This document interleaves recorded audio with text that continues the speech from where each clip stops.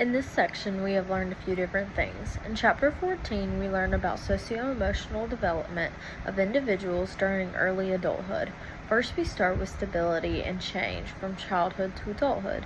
We learn about the temperament and what it does, such as how it can influence how people interact with the world and how they respond to different situations. Attachment and its styles formed in early adulthood can influence relationships throughout life also. We then learn about love and close relationship topics, such as the phases of love and Erickson's view, such as intimacy involves finding oneself while losing oneself in another person. Failure to achieve intimacy can result in social isolation. We also talked about how Sternberg identified 3 dimensions of love: passion, intimacy, and commitment, as well as falling out of love, whether it be through betrayal of trust, emotional and financial drain, or unrequited love. We then go to adult lifestyles topics, such as single adults and some advantages, such as making their own decisions about their life, cohabiting adults and their lifestyles without marriage, married adults and some trends and importance, and finally divorced adults and some impacts that affect divorces as well, such as babies, financial problems, religious problems, and we also talked about divorce rates. We then talked about remarried adults and some challenges and pressures they face, such as children, financial issues, stressors, etc., and some LGBTQ adults and how they have the same relationships we all experience.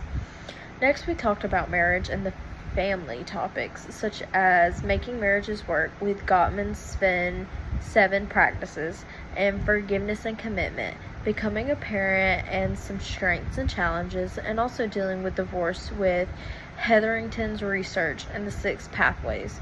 Lastly, we have gender and communication styles, relationships, and classification topics, such as gender and communication styles, including rapport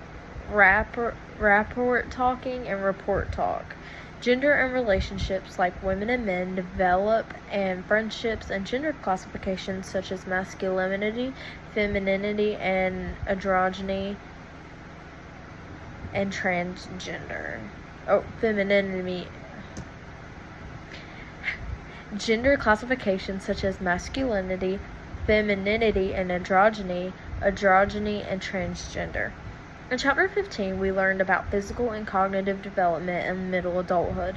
We start out by talking about the nature of middle adulthood topics, such as changing midlife, and even though there are positives, health start to decline, defining middle adulthood and the gains and losses of middle adulthood. We then talk about physical development topics such as physical changes like wrinkles and gray hair, chronic disorders like arthritis and cancer, and sexuality, which involves climacteric, menopause, HRT, and more. We then talk about cognitive development topics such as intelligence, whether it be fluid or crystallized, and the Seattle longitudinal study, and information processes as seen in Sky's study with memory, problem solving, and more. We then go to careers, work, and leisure topics such as work in midlife and how decline can be affected by some jobs, career challenges and changes such as career changes, globalization of work, retirement, and more. And leisure, which refers to the pleasant times after work when individuals are free to pursue activities and interests of their own choosing.